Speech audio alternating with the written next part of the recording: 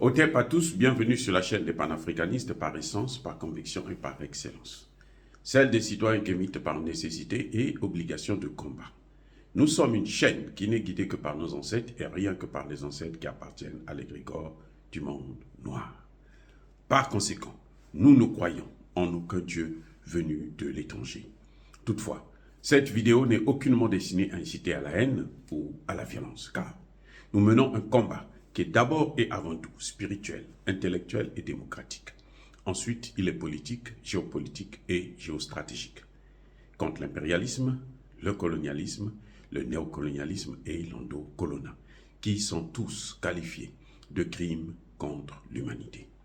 Nous menons ce combat sur la base du principe fondamental que nous avons hérité de nos ancêtres kémites, qui est celui de la Mahat, c'est-à-dire solidarité, vérité et justice.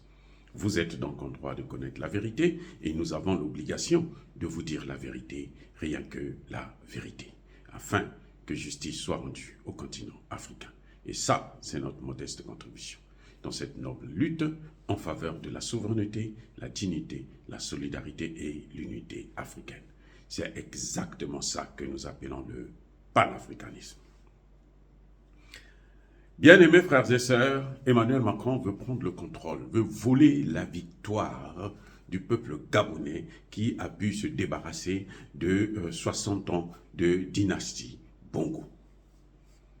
Oui, des gens vont dire que Oligui est le neveu de Bongo. On s'en fiche de cela. Nous, ce qui compte pour nous, c'est que les Bongo sont effacés. C'est que la dynastie des Bongo a disparu. C'est que les Bongo ne pèsent plus. Les Bongo ne vont plus nous influencer. Ils ne vont plus tuer des Gabonais, des Africains. Voilà ce qui est important pour nous. La priorité, les priorités, c'était se débarrasser de Bongo. Pourquoi ceux qui sont contre, qui disent que Oligui est corrompu, Oligui c'est un homme de la France-Afrique, n'ont pas fait le coup d'État eux-mêmes? L'opposant Ando Ossa, il savait quelle est l'issue des élections. Oui. Ali Bongo n'avait même pas besoin d'organiser les élections. En réalité, il n'avait pas besoin d'organiser des élections, puisqu'on savait déjà qu'il devrait gagner ces élections. Pourquoi tu vas organiser des élections ou que tu as déjà gagné? Il suffisait pour lui de reconduire un autre mandat pour lui, et puis c'est tout. Donc, Ando Ossa savait. Maintenant, les Français sont en train de l'instrumentaliser pour qu'il revendique la victoire. Qui dit que c'est lui qui a gagné? Il y avait 14 candidats. Qu'est-ce qui dit que c'est lui qui a gagné l'élection? Donc, il pense que les militaires ont fait le coup d'État pour lui. Ou bien, il se dit que, bon, comme il est avec les Français vont le laisser prendre cette victoire. Non, c'est la victoire du peuple gabonais. Ce n'est même pas la victoire du général Oligui Nguema. Ce n'est pas sa victoire, c'est la victoire du peuple gabonais. Vous avez vu comment les Gabonais sont sortis dans la rue pour célébrer le départ, la fin des Bongo. Donc, je pense qu'aujourd'hui, nous devons être un peu sérieux avec nous-mêmes. Nos leaders politiques devraient être sérieux. Et que la France arrête de s'ingérer dans nos affaires. Eh oui, qu'elle nous laisse tranquilles. Aux problèmes africains, solutions africaines. Emmanuel Macron n'a pas été élu pour gérer l'Afrique. Il a été élu pour gérer la France, pas l'Afrique. Nous ne le connaissons pas. Nous n'attendons rien de lui. Et nous ne voulons rien de lui. Alors qu'il dégage. Vous voyez, il faut que les gens comprennent. Emmanuel Macron a commencé à instrumentaliser aussi la CEMAC. Il a donné des instructions à Idriss Déby pour que celui-ci puisse condamner le coup d'État et que celui-ci puisse prendre, décider des sanctions. Non, ça ne se fera plus comme ça.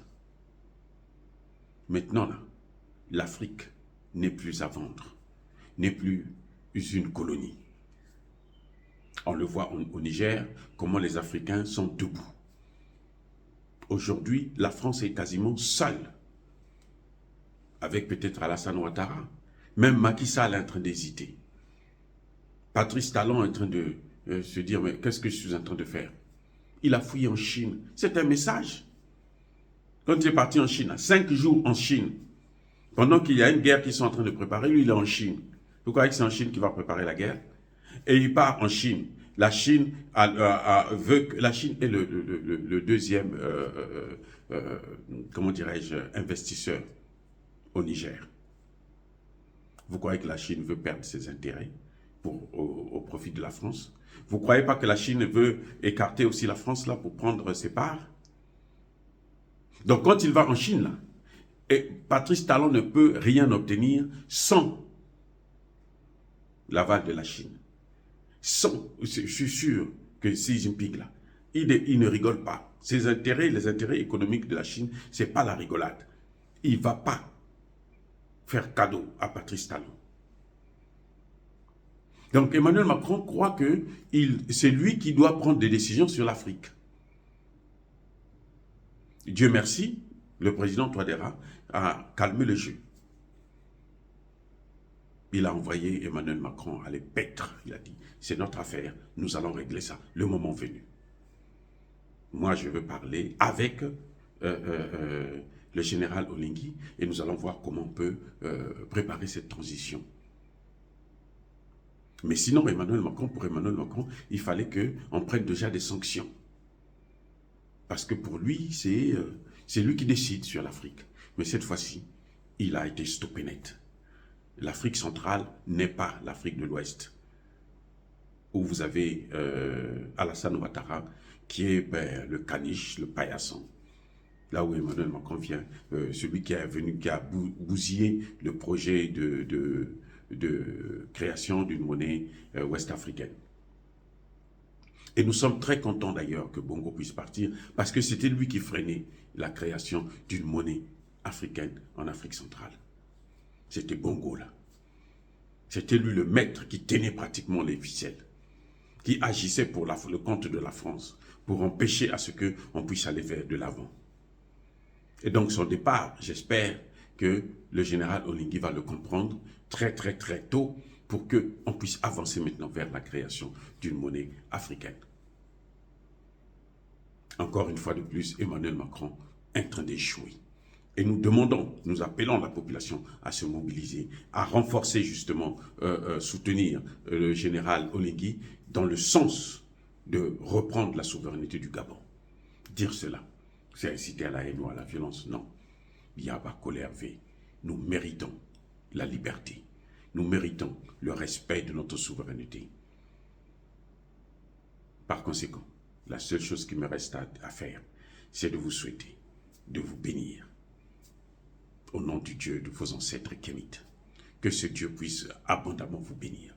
Mais que tous ceux qui persécutent le continent africain le pillent et le déstabilisent, qu'ils soient noirs, blancs, chinois, arabes, indiens ou qui qu'ils soient punis, maudits, foudroyés, neutralisés, écrasés, effacés par le Dieu des Kémites et par nos ancêtres angélisés. Vive l'Afrique éternelle, j'ai dit et j'assume.